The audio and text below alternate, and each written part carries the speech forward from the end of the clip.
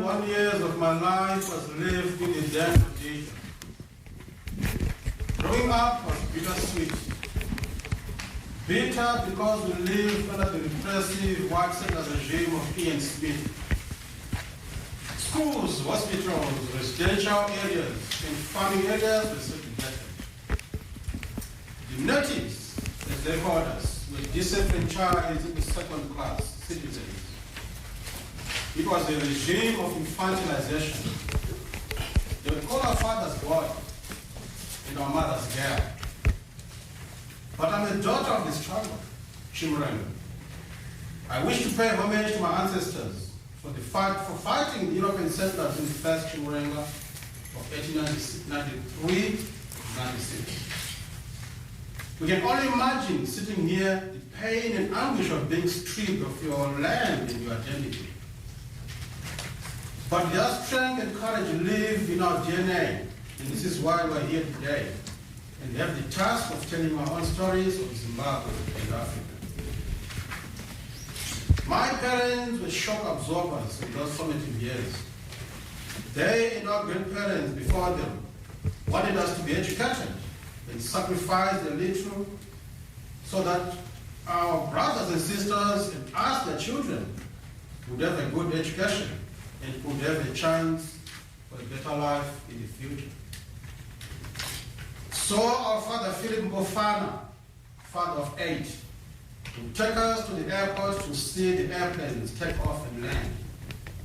Not saying much, but planting the dream he had for us to aspire to travel the world and to keep on learning. He managed to send 2 of my sisters to England in the 60s to train as nurses. In this quiet way, he was saying to us, you are not different from the whites. You can also do this.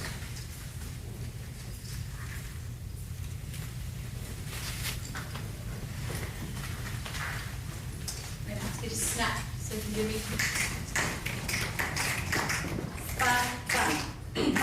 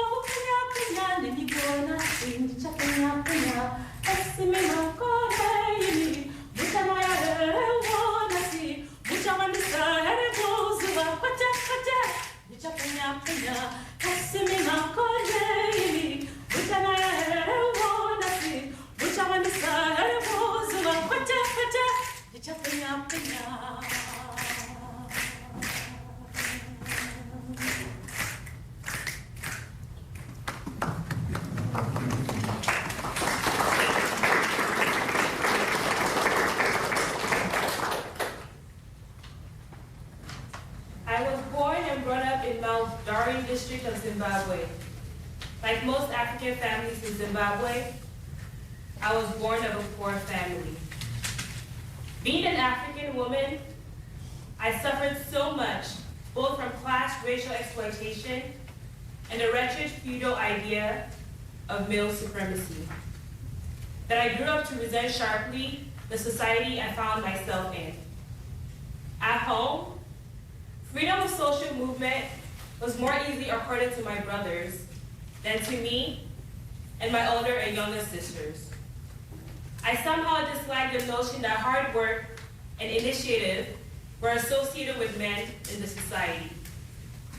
Women are taken to be fragile and shy, and anyone who does not conform with this characterization was taken to be unfeminine and unrespectable. After finishing school, I was more disappointed in my life and in my society, because even with my successful school results, I couldn't find a job. I had a hoard of school certificates, but what would these papers give me? In my search for employment, I was met with great disillusionment.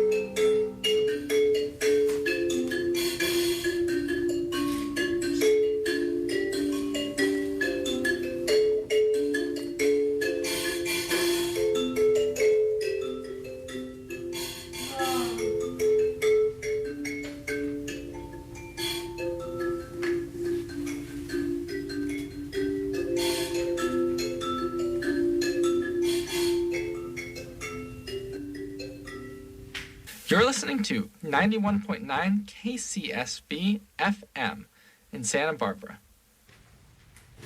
I did my arts degree in history at the University of Rhodesia.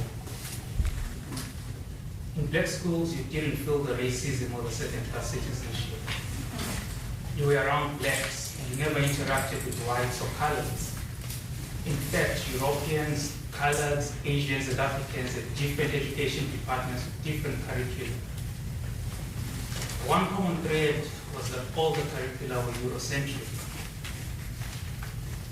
I never learned any African history, and they never taught us sciences either.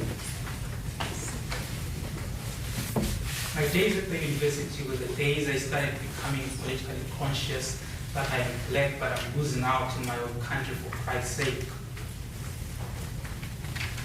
There were no more than 20 Africans at the time at the university, but we had an African Students Association.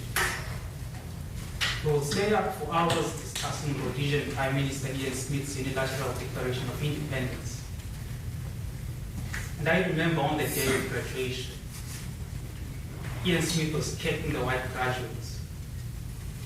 When he started capping, we started to see Ishe Komborera Africa, that great Pan-African national anthem, which was banned at the time. Smith stopped the capping ceremony and said in Afrikaans, "Baboon climbed the tree," pointing to where we were. We were chased from there, and he said, "You are uncouth, uncivilized, leave." But he knew he was unwanted there.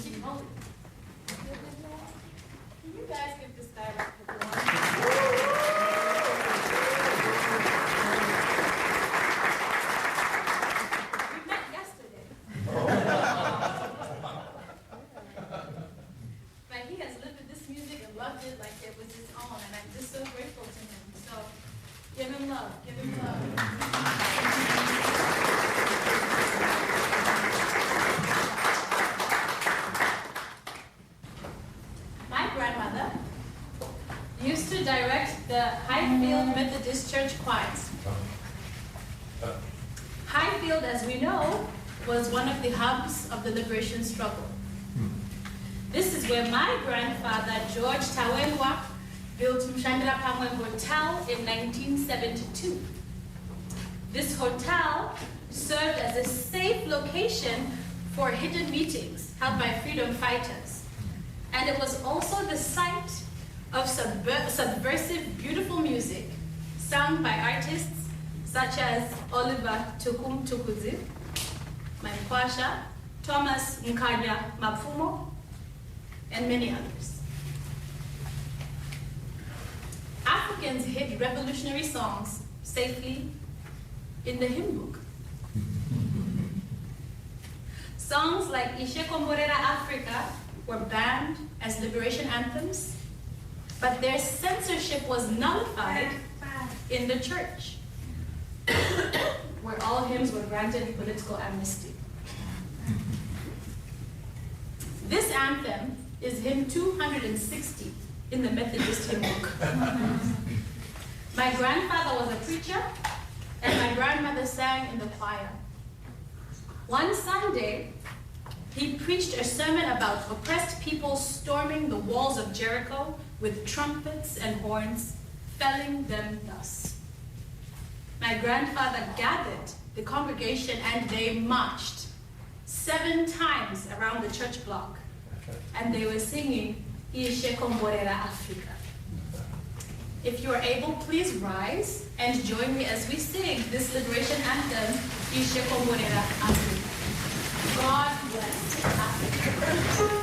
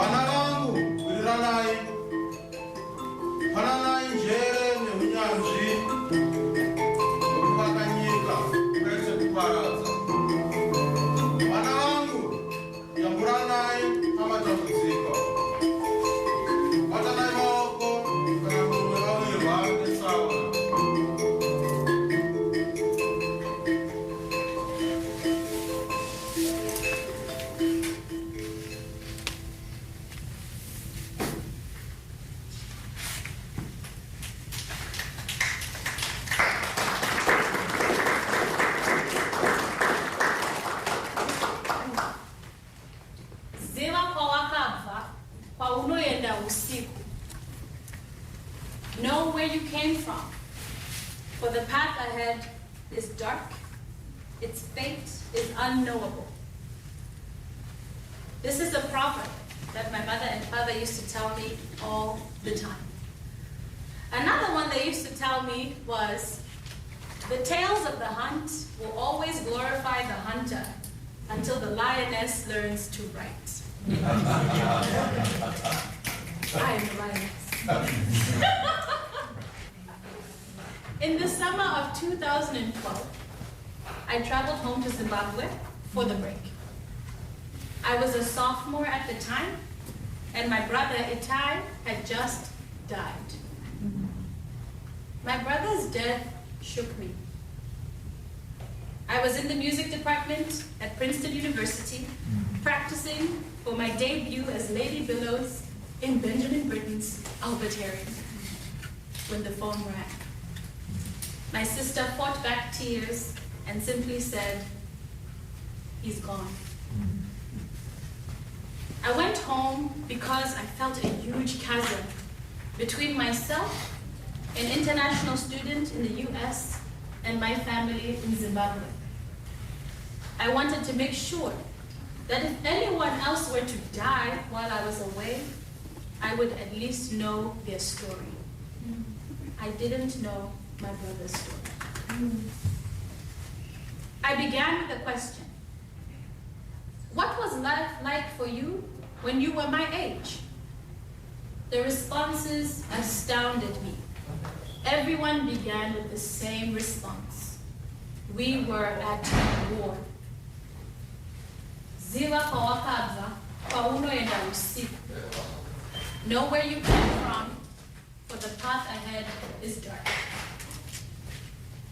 As I listened to my family tell stories of loss, grief, death, violence, and hope, I realized that until I learned these stories, I would never know myself. Before these stories, I was living a half-life, a life in which my idea of myself was informed by the colonial education whose mission was to separate me as far as possible from myself. As I listened, I began to see myself. I saw myself in my uncle running away from Rhodesian forces. I saw myself in my aunt joining the war at the age of 15. I saw myself in my mother walking into Barclays Bank as the first black woman to ever work in that space. A feeling I feel with every opera company debut. I see myself in my people. We are bound by this history of violent disenfranchisement and self-liberation. We grieve the past so that we can heal in this present and grow into our future.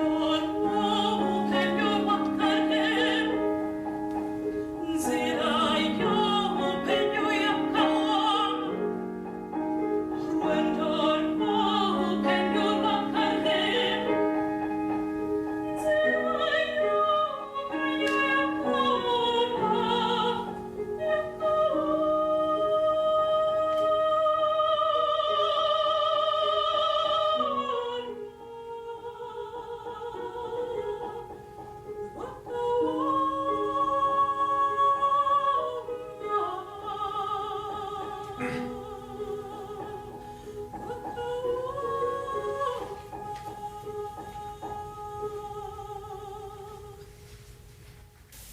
just tuning in to 91.9 KCSB-FM in Santa Barbara. Thanks for listening. I was 13 years old. It was the end of term and I couldn't wait to be back home. I got off the train at First Street with my friends. I wanted to get some custard and jelly at OK, so I walked briskly to the supermarket. Absent-mindedly, I walked right into a white family on the sidewalk. I was jerked back to reality when cold, thick saliva slid slowly down my face. The small white boy spat on me. So I raised my hand and I slapped him. His parents dragged me to the police station. The police officer said, "Don't you know you are not allowed to walk on the pavement, Kaffa? How dare you hit your small boss?" I stared up at the white policeman, and in that moment, he shrunk before my eyes. It was unfair. Why was I being shouted at for hitting him? Why was nobody shouting at him for spitting at me? Resentment swelled in my heart. That boy would never be forgiven.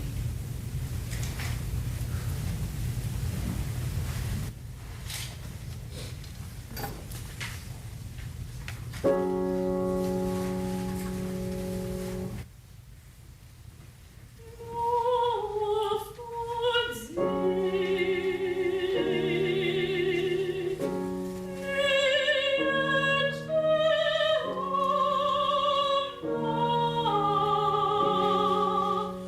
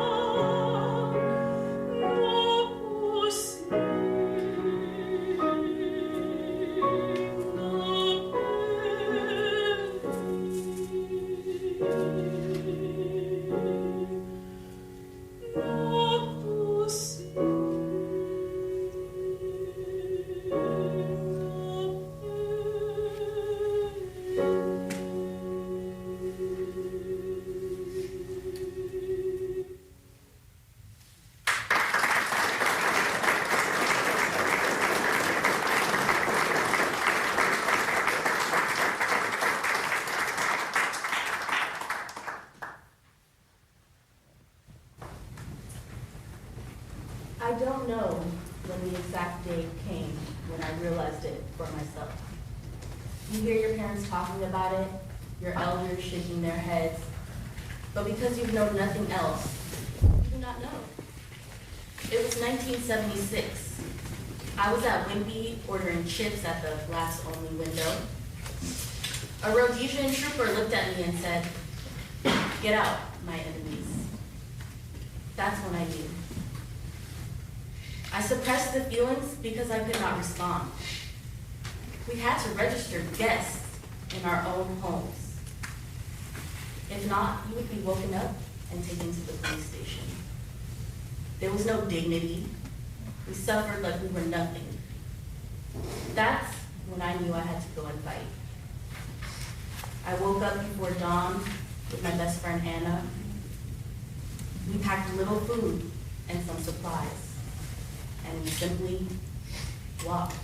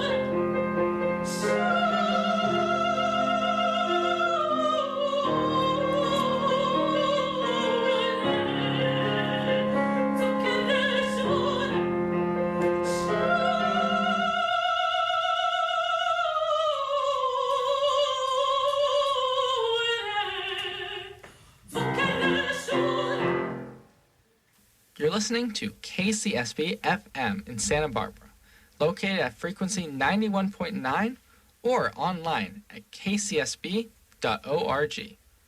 Kudeva kasara ndikufira masango kubvira hondo dzekutanga vanhu vachiuya kune vasina kukwanisa kuchemwa nekuvigwa nehama dzavo tinovarangarira tinovati ikoko kwavari zororai murugare rwaMwari. Mwari wedu havavate hope dzakasvinura narindi.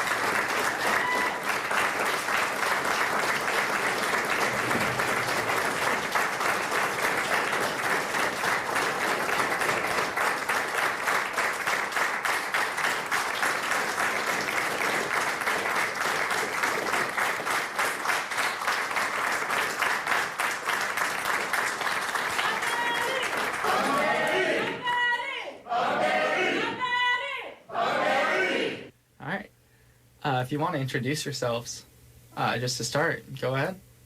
Hi, I'm Tanyaradzwa Tawengwa. I am a doctoral candidate in voice performance at the University of Kentucky, and I am the composer and performer of The Dawn of the Rooster. Hi, listeners, KCSB. My name is Professor Mose Chikowero. I'm a professor here at UCSB in the History Department.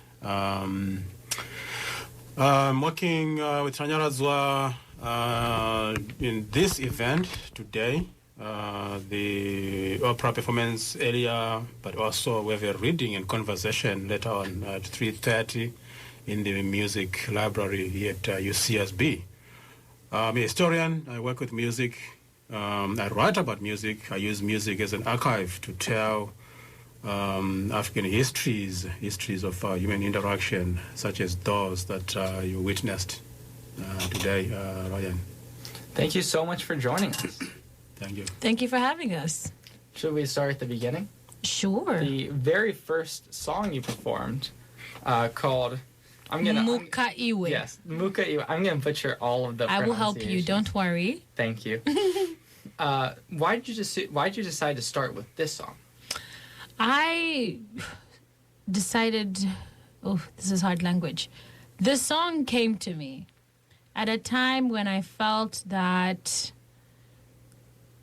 we as Zimbabweans in the diaspora, or we as children born after the liberation struggle, we're known as born frees, needed to wake up, or I myself personally needed to wake up to connect with these stories, but also to wake up and begin to work on behalf of our country the way that our parents and their parents worked and sacrificed for us.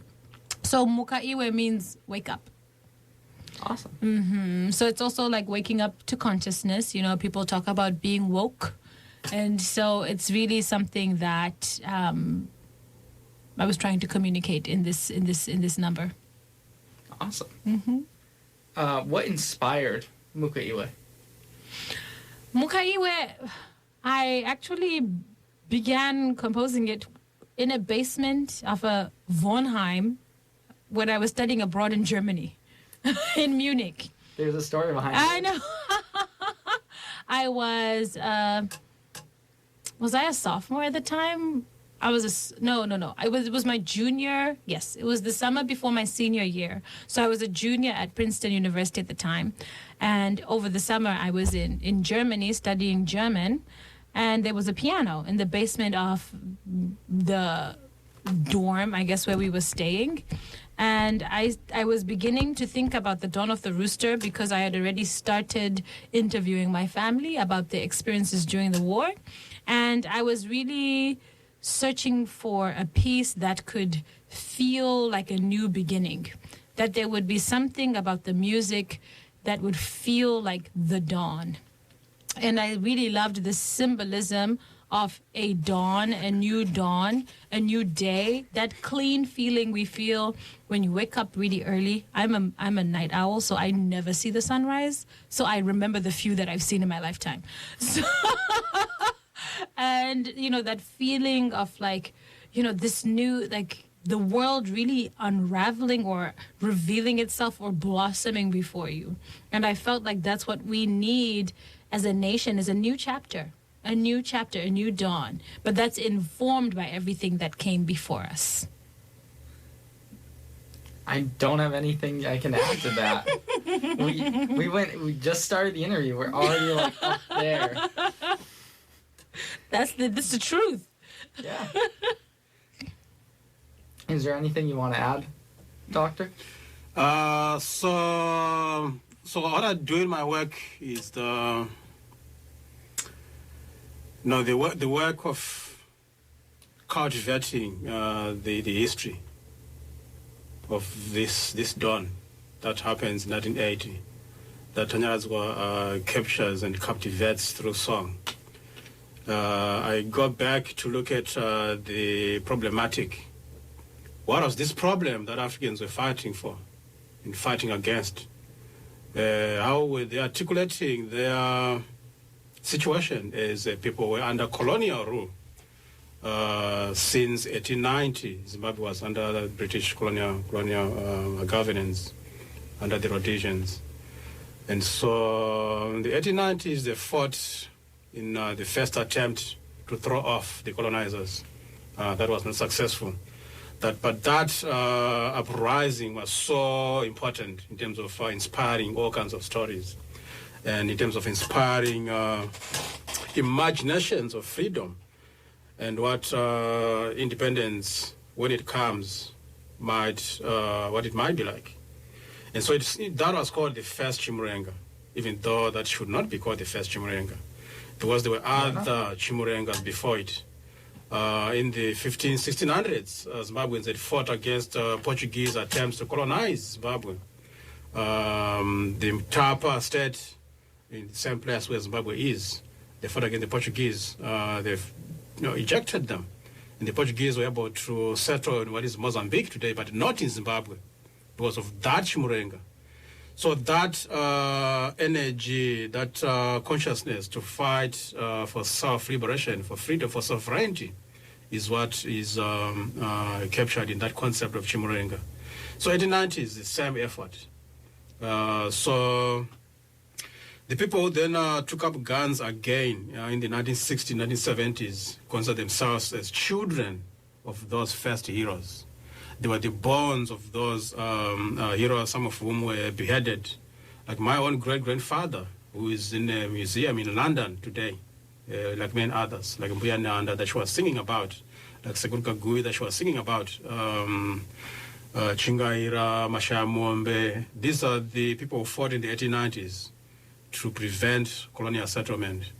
They fought gallantly, but they fell in battle. Some of them gave themselves up to serve their people. They were beheaded. Their heads are in the museums in London as we speak. The efforts to repatriate those human remains, as we are speaking here. And so my work then depends these histories, and we also use this song to really capture the energy. So my first book is called African Music, Power and Being in Colonial Zimbabwe, which she read and laughed, and that's how we began to work together. He hosted me in Kentucky 2 years ago. Three now. Mm-hmm. Yeah, and so my next book is actually on the dawn, and it's upcoming. I'm finishing bits of the final chapter now. It's called Afrosonic State Making, and it's opening with that moment of independence, with people basically liberating the formerly colonized space. These streets where Africans were spat at as they walked on First Street, as they purchased things, where they were humiliated. April 17th, before midnight, the moment of official independence, people simply broke the colonial chains, occupied this space, these streets, singing and dancing and whistling and ululating and making music of all sorts. They simply recomposed the city. That really was independence. And there are a lot of songs about the dawn, the new dawn. So that's really, again, one strong point where I connect with Tanyaradzwa's work. The new dawn with independence. Yes. Where's the most prominent example of that in the concert that we just heard? Is there a prominent example, or is the... I think if we're looking at it musically, the fact that somebody born after independence, am taking this music, recasting the music, but also writing new music around these stories is a continuation, is a manifestation of that new dawn. Because I believe in us. I believe in us being the young people of Zimbabwe right now. I believe in us, and I believe in our energy. I believe in our thoughts. I believe in our voices. I believe in our vision. And I feel, for me, the way I can communicate the passion I have for my home is by writing this music. But at the same time, in the work, I stay so close to Chimurenga music, the music of that time, in order to create that, transgenerational continuity. musically. Yeah, they definitely carried through. Mm-hmm. And also, if you can jump in, so for me, looking at Tanyaradzwa perform, I'm really looking at these new generations of. I'm a child of the war, by the way. I was born in 1972, when the war was really heating up. So I could have been called Wondo War. The men in Zimbabweans were called Wondo. That's how people invested in this thing. So, but looking at her, see these generations, a new generation in this case of what I call sonic reverse engineers. Because this instrument that she was playing, the mbira, you could not play it before independence and not get harassed. It was driven underground. It was attacked by missionaries. Attacked by missionaries? Yes.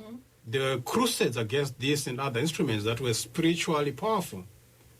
Instruments that when she plays it and sings, instruments that summon the spirit of the ancestors who fought against colonial oppression.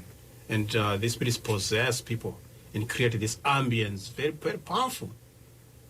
So for that reason, because that's the spiritual system that the missionaries were fighting against in order to impose Christianity. So the mbira is that symbol of the deep Zimbabwean African metallurgical but also sound engineering. So when children were taken to mission stations as part of the crusades to re-engineer them sonically, now they would only perform on the piano, on supposedly Western instruments, but not on traditional African instruments, which were this spiritually powerful. So they were being recreated, rewired at the mission schools. They resisted. I'll be talking about this in a few hours. They resisted in all kinds of ways, which is why they survived, which is why we have the Tanyaradzwas of this generation. They now are basically the flowers. You see the flowering of this reverse sonic engineering. You see that moment in independence where people would now sing and be recognized for what they were singing, for who they are.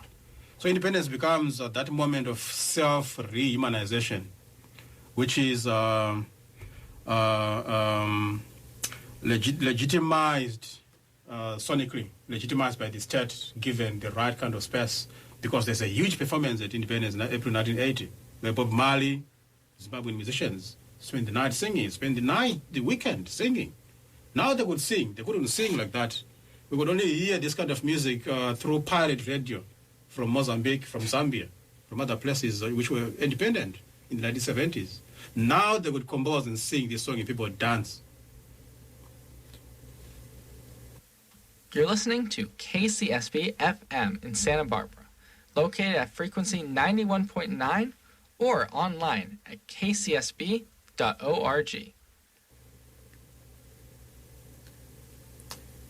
Last week I had a student in here, and his songs were about girls who didn't like him. Very important. And what are you saying? It's a bit of 0 to 100, but I'm glad to hear it. I'm glad to hear that we are able to perform these songs because they were really powerful. And still are. Definitely. You're talking about how it was only Western instruments that were being able to be played back when these songs were being suppressed. And in this concert, we had Western instruments with the piano, and we had the traditional instruments that you were playing. So was there a reason for that sort of like fusion? Or? Of course. My music is who I am. What does that mean? I wrote a paper when I was an undergrad about the colonial encounter. And it was an extension of Frantz Fanon's The Wretched of the Earth, and there's a chapter in his book called On National Culture, and it was my paper was looking at how to describe those of us born after war, after colonial encounter and war. Because what happens is, colonialism, the act of it, this idea of stripping people of their identity and making them fit within this mold to be little British people, in the case of Zimbabwe, right? It's something that never works. But what it does is it's like an irreversible chemical reaction. And what you instead create are these hybrid beings. I speak the way I speak because I went to a Catholic school, a private school, with mostly British teachers. This is how I've always spoken, even when I was in Zimbabwe. This is not because I came to America for school. I've been speaking this way since I was a child. Okay? And that's because of the education system that still is rooted in colonial education. At the same time, everything you saw in the performance today, how I was dressed, the music I was playing, the instruments I was playing, is because that's my identity with my family. My grandmother was a spirit medium. And we would have these ceremonies where people would come and play mbira and people would be possessed, and it was all grounded in tradition. And this is something that I walk with in myself as a person in an almost bilingual way. It's like I'm culturally bilingual, but it's not even being bilingual. It's what my expression of being Zimbabwean is. It's my truth as a Zimbabwean. So I went to a convent for school. I had my piano teacher, Sister Loyola, who started to teach me piano when I was 8 years old. She taught me cello when I was 11. I played in the Harare Youth Orchestra. I did my theory exams. I did all the ABRSM, the Associated Board of the Royal Schools of Music exams, all the way up to grade 8. Sounds very brilliant. And so I probably would have been head girl or a prefect, like Harry Potter, And at the same time, I was in this traditional context as well. And that's really, like I said, the most honest expression of who I am. And so in this paper of mine, I describe myself as almost like a hybrid being, right? And that everything about me will always express the traditional and the colonial. It's not something I can shake, but it's something I must acknowledge in my work. I can't strip one. To strip one is to remove a part of my story. And I can't do that, Yeah. And so both must live. But it's really like Harry Potter being a Horcrux for Voldemort. Like, this is not supposed to work. Are you a Harry Potter person? Mm-hmm. Good. Because otherwise I'd have been like, what kind of life are you living? So in Harry Potter, where Voldemort tries to kill Harry Potter, and by mistake, Voldemort latches a piece of his soul to Harry Potter. Yeah. And so Harry, throughout his life, can speak parcel tongue and speak to snakes and has all these things because a little bit of Voldemort is in him.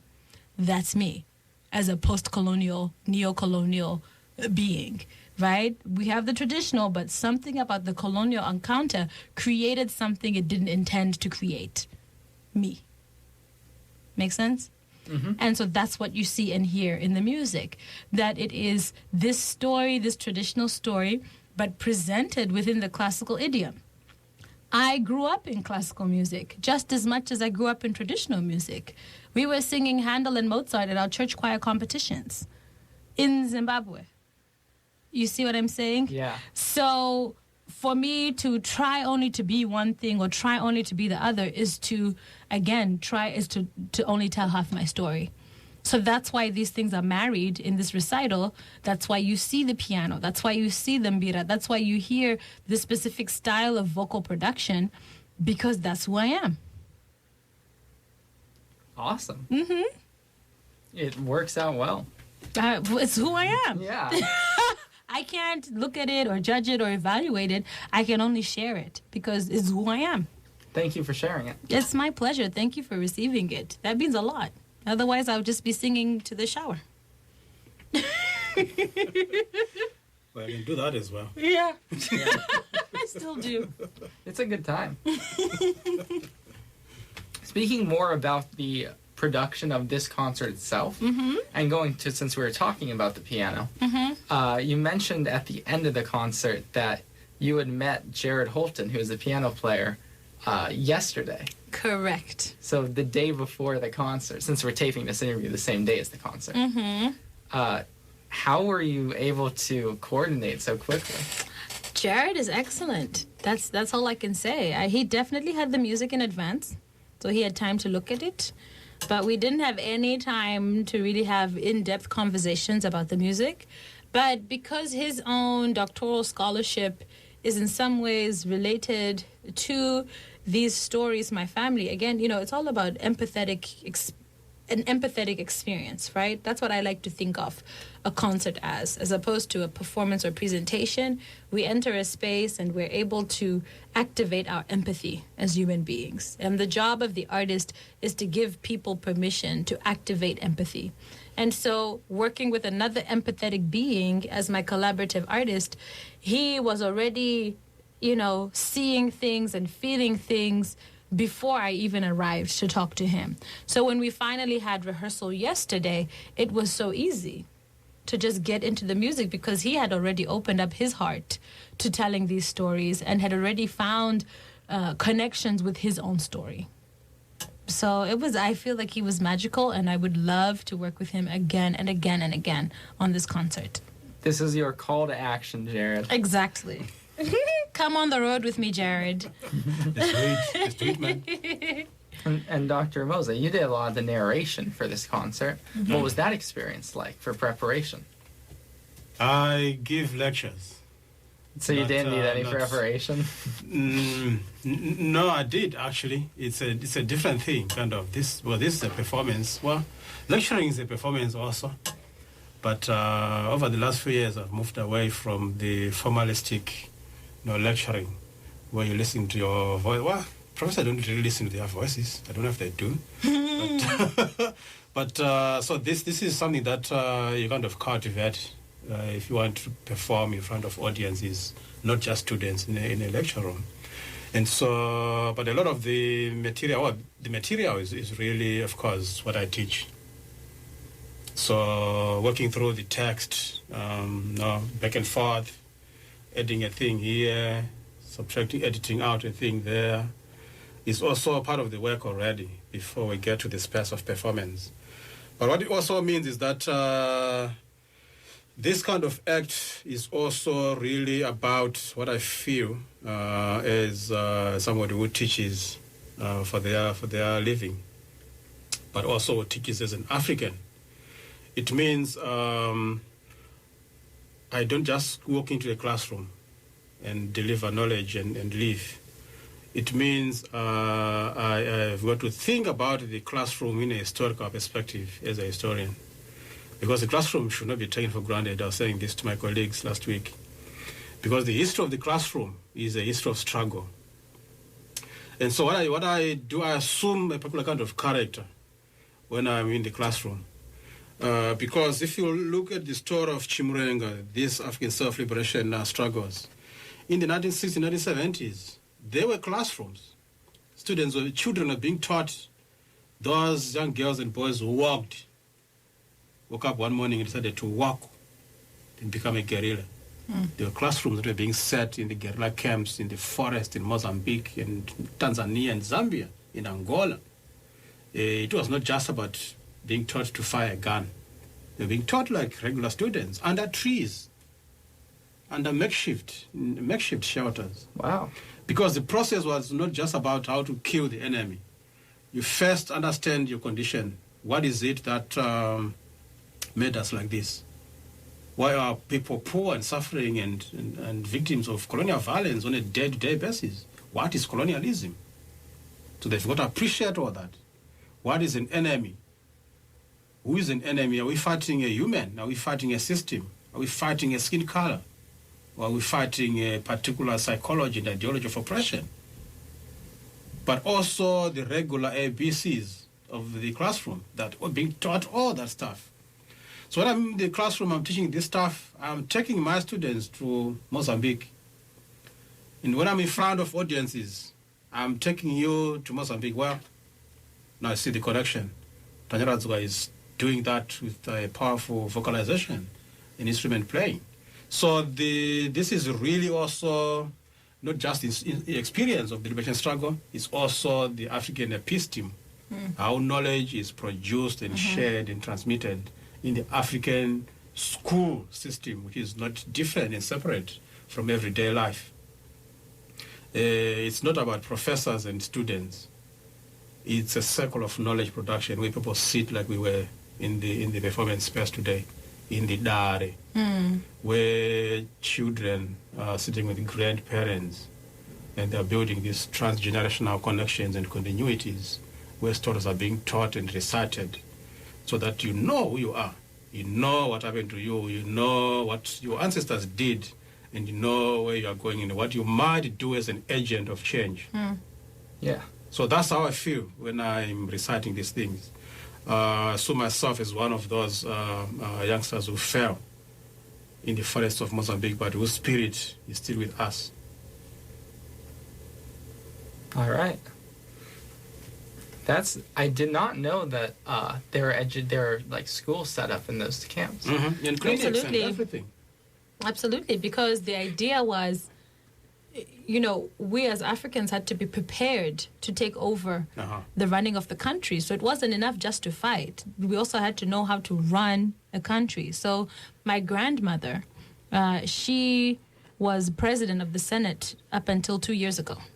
And during the war, she and my grandfather were actually flown to Massachusetts on liberation scholarships to go study at Amherst. Wow. So that they could be ready to take over government. So certain people were selected for their aptitude and some were sent to schools here, overseas, to begin studying.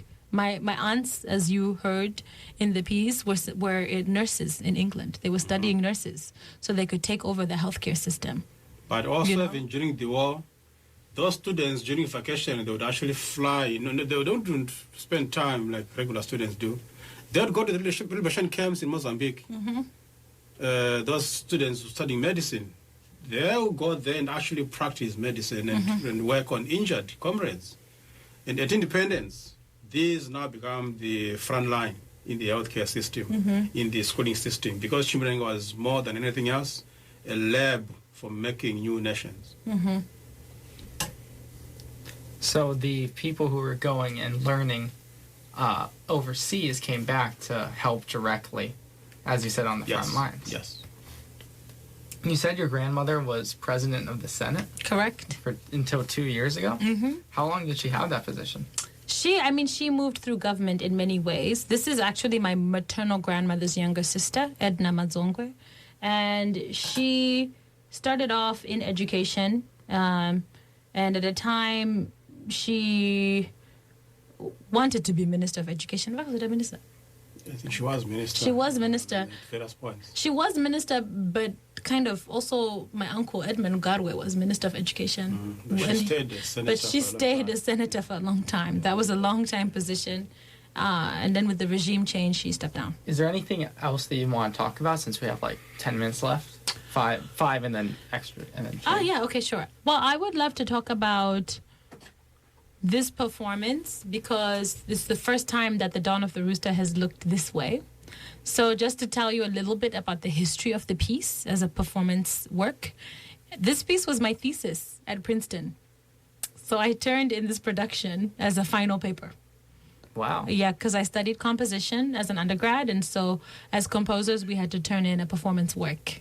And it really has taken on a life beyond what I could have imagined for it. How's that? Well, I wrote it, like I said, in the piece. My brother passed away when I was a sophomore, and I all of a sudden became very obsessed with stories. And how, as Zimbabweans growing up, going to school away from home, we really had to be intentional about our own historical archive, right? And making sure that that information was transmitted generationally, that it would happen, even if we were all the way here in America and everyone else was in Zimbabwe. You're listening to KCSB-FM in Santa Barbara, located at frequency 91.9 or online at kcsb.org. And Gotta so, keep the stories. exactly, we do. And stories are a big part of who we are, and even thinking about oral histories, right? So stories are not just things for entertainment. That's where literally our understanding of self has been passed down from generation to generation. So that has to continue. So I was thinking about a way to make sure that that continues. And so as I gathered these stories and then decided to write music for them, I didn't know what would become of the piece beyond Princeton. And so I performed the work with my peers, people who were not necessarily performers, not necessarily singers, and they just jumped in with open hearts like we saw today and did the work. And 2 producers from New York came to the production, which is pretty amazing. They were just in the audience. And 2 of my mentors, Pat Mitchell and Eve Ensler, who wrote the Vagina Monologues. So they came to the performance, and I moved to New York after graduating. And one of my mentors, Carlton Brown, had a performance space in New York called Mist, My Image Studios. And they let me workshop the piece and develop it in New York City, which was amazing. And then after that, with my affiliation, when I, enrolled at University of Kentucky for my graduate work, I performed the work at McGill in Montreal and then at the University of Kentucky. And as people, interacted with the piece and responded to it, it was just amazing how everyone was able to put their own story into it, right? So I would meet somebody, say, from South Africa, who would say, wow, this really touched me. I grew up during apartheid, XYZ. I understand, having to walk off the pavement. Or I would meet somebody who grew up, in the 1960s in the U.S. and was like, yeah, it was the same thing. You had whites-only bathrooms, the buses, black people had to sit in the back, that kind of thing. Or I would meet someone from, Tanzania and would be like, yes, we sang that anthem too. I also know this music. We grew up singing it too. And I realized that more than just sharing my own story, there was a potential for, with every production, tapping into personal stories of people who were there. And so that's really what's become the DNA of this piece, where I have the music, but everywhere I go, the stories change. And some of those stories are stories that people are speaking from their own experience. And they just blend in seamlessly with the stories. And so it was very important for me in this production here at UCSB to collaborate with students who could, if they wanted to, share their own stories as well as they were reading, to collaborate with Moze here, Dr. Moze Chikoero, and hear him speak some of his own story, and then also speak my own story. And that's something that I've really loved because it's now morphed into this empathetic space where people are not only spectating but also participating. Yeah. And that really means a lot to me. That it makes it feel like something that's so different than anything else I do. And I love that. Speaking of the stories, were there any of the stories we heard from the students that were their own experiences? You would have to ask them. All right. I'm like a doctor. I tell them that I have this client, whatever privileges, secrets. That's fair. How did you feel? I want to flip it on you. How did you feel watching the piece? And what did you feel? It was powerful for sure. Mm. I liked some of the vocalizations you had, where you're just to get my Italian ancestry and just Italian hands. Bellissimi. See. The only part that was painful was the story about that a small white boy who spit on that girl. Mm-hmm. That was not fun to hear. No. And it just kind of made me feel bad. Mm-hmm. That's my aunt's story, my mom's big sister. It was hard to listen to it. And honestly, Dawn of the Rooster is about 2.5 hours long. There are darker stories. That story is just the top of the surface. Oh, boy. Yeah. That's what war is gruesome. And even as we perform and retell these histories, we can't sanitize bloodshed. Yeah. And, you know, even in the choices of what to tell, I mean, I was working with an hour and I knew I had to be able to tell poignant stories in a very short time. But with time and space, you know, the audience would also have time to prepare their own souls and hearts to go deeper. There are much deeper stories. I have an uncle who witnessed killings at his school. He had never told this story even to his wife, my aunt, who shared that story, until I went to ask him about it. And they had been married for over 20 years, and she never knew that he had experienced that. So people bury trauma very deep. But as we know, trauma is also, you know, carried on to the next generation. Definitely. Which is why it's important even for me to understand the trauma my mothers and fathers went through so I can better understand myself, you know, so I can heal. And they can heal. But yes, I'm glad that the work touched you and challenged you, right? Art is always it needs to challenge us all. You succeeded in that. Thank you. Yeah. There are some parts where I was sitting in the back going, whoa. And there are some parts where I was going, whoa. Oh no. A review. I wasn't surprised, but I was sad. Yeah. Yeah, and that's the empathy. We need to let ourselves feel that, you know, so that when people are having these discussions, again, I read somewhere that, you know, our job is to live with open hearts in hell as human beings. And it's a good quote. Yeah, it's easy, you know, to close off because we feel threatened, accused, judged, and be defensive. But it's hard to walk through the world with arms and heart wide open and really listen and really receive. So that's my job too, is to also be able to share these stories with an open heart on my end. You know, it's not anger that drives me, but really a desire to heal. We as humanity, we need to heal. And I feel like hopefully this kind of space, this kind of experience can open us up to that kind of personal healing work. I hope so too. Mm-hmm. We're coming on at time. Is there anything else you'd like to say? Thank you. Thank you. What would you like to say, Sagura, about the Mbira? If you want to do a very short piece. No, because they're going to be playing the Dawn of the Rooster before this. Okay. They'll hear it. Okay, good. Yeah. No, I was going to ask Ryan. Sure.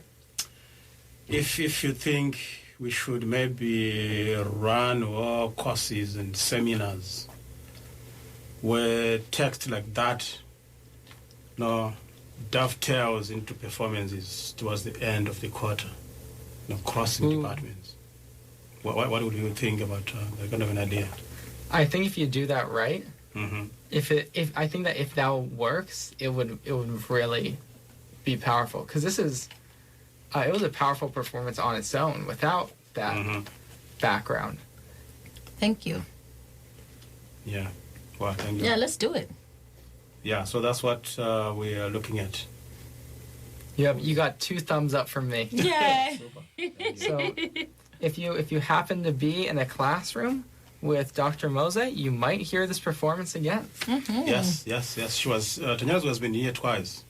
So the last time she was here to co-teach elements of this to my students.